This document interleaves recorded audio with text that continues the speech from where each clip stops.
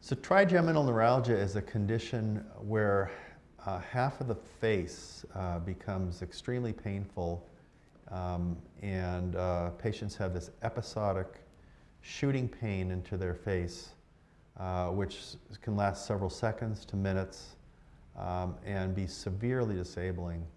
It's said to be one of the worst pains a patient can have. Trigeminal neuralgia or kidney stones are two of the worst painful conditions that any human being can experience. So patients are extremely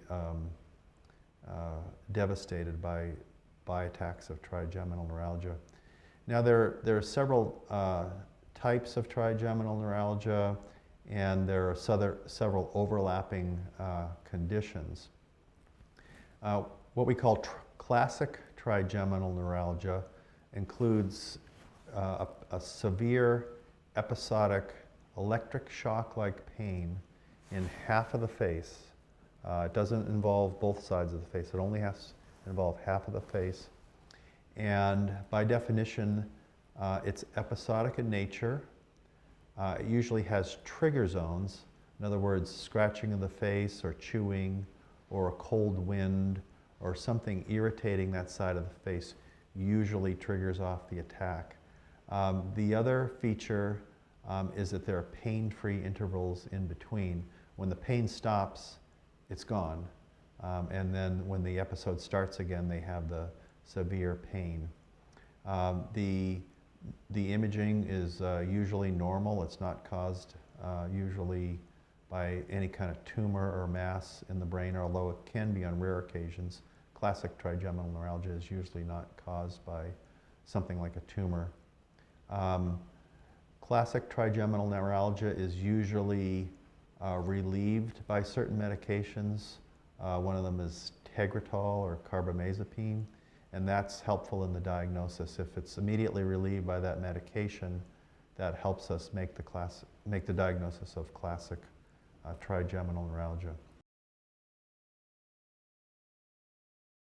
There's another variant of trigeminal neuralgia called atypical facial pain, and that diagnosis can include patients that have the classic attacks of trigeminal neuralgia, but they also have a baseline pain when the episodic pain goes away. So in other words, they'll have the severe attacks, but then when the attacks go, they'll have a baseline pain.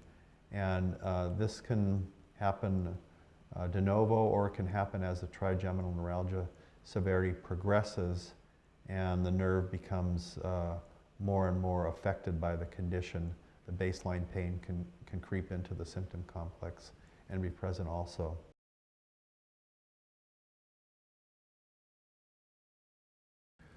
Well, atypical facial pain has some features that trigeminal neuralgia does not. For example, constant burning pain, aching in the jaw, if it's involving both sides of the face, and back of the head, for example. Those are symptoms that go outside the scope of the typical trigeminal neuralgia because they don't involve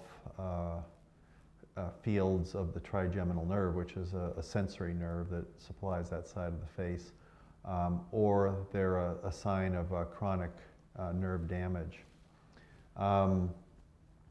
These cases of atypical facial pain tend not to respond as well to either medical treatments, neurodestructive treatments, or the microvascular decompression, which we'll talk about.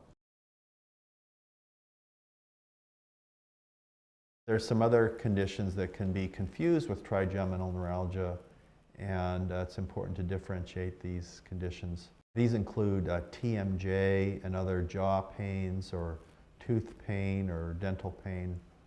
And it's interesting, as neurosurgeons, sometimes initially the trigeminal neuralgia can be quite confined to like the jaw or the teeth, and often patients will come in and they've had several teeth removed or drilled or root canals done because they've complained to the dentist of of severe pain in their teeth.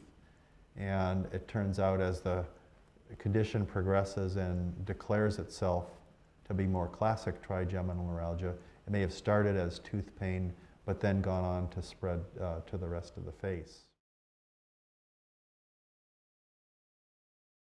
So the causes of trigeminal neuralgia include vascular compression syndrome, where a vessel in the back of the brain pulsates against the trigeminal nerve and causes irritation to the nerve, which precipitates these sudden spasms of pain. And that's one of the most common causes of the syndrome. There are other more unusual causes, such as rare tumors. Trigeminal neuralgia can also be caused by multiple sclerosis in some cases, where an MS plaque is located in the parts of the brain that are adjacent to the trigeminal nerve and its pathways inside the brainstem. So it's very important to determine in a patient that comes in or presents with trigeminal neuralgia whether the cause is MS or vascular compression syndrome, because that makes a great deal of difference regarding the different treatments that are available for this condition. There are medications that are effective against trigeminal neuralgia, and as I mentioned, carbamazepine or Tegretol is one of the most effective medications. It does require monitoring of blood counts and so forth because it can cause white cell problems in some patients. Other medications like Dilantin or Baclofen have been used successfully, and other medications including gabapentin or Neurontin are also used for the pain. Often when the medications don't work anymore or have to be taken at such a high dose that they start to cause side effects, patients can have breakthrough pain, and the medications may partially relieve the pain, but they still have severe pain despite being on high doses of medication. They usually seek alternate treatments after that. So regarding treatments for trigeminal neuralgia, they generally fall into three main categories. Number one is medical treatment. Number two is neurodestructive procedures. And number three is microvascular decompression. Now the medical treatment, as I mentioned, include the anticonvulsant class of medication, and that can be very effective in patients with mild symptoms, and they're often are well controlled with medications. If it progresses on to not be well controlled with the medications, patients often go on to choose either a neurodestructive procedure or a microvascular decompression, which is open surgery to remove compression by a vessel.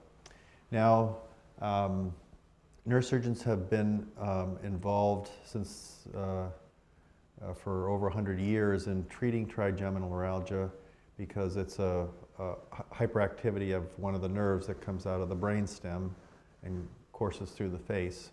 So there's an opportunity to either cut the nerve or burn it or destroy it partially to deaden this severe disabling pain that patients have. A number of methods to do this have included, in the old days, open surgery to cut the nerve, which is really usually not done anymore, and then probes to burn the nerve, either inject it with alcohol or glycerol, or place a balloon in the nerve and blow it up to compress the nerve to cause it to be disrupted in some way. There's another more recently introduced treatment in the last 20 years, which is called gamma knife radiosurgery, where beams of radiation are all brought down and focused on a single point right on the nerve. So I tell patients it's like maybe having several hundred spotlights come down on somebody on stage, where the radiation dose is very high at a very specific point where all the beams of radiation cross. and that causes a destructive lesion in the nerve or a radiation injury, and it quiets down the activity of the nerve and often can be very effective in eliminating the symptoms of trigeminal neuralgia. The other treatment, if it's caused by a microvascular compression syndrome, is to make an incision behind the ear, similar to the treatment for hemifacial spasm, where a vessel is found pulsating against the trigeminal nerve, and it's carefully dissected with a high-powered microscope, and a small pad is placed in between the vessel and the nerve, so it removes that source of irritation on the nerve, and is usually extremely effective in eliminating the symptoms of trigeminal neuralgia.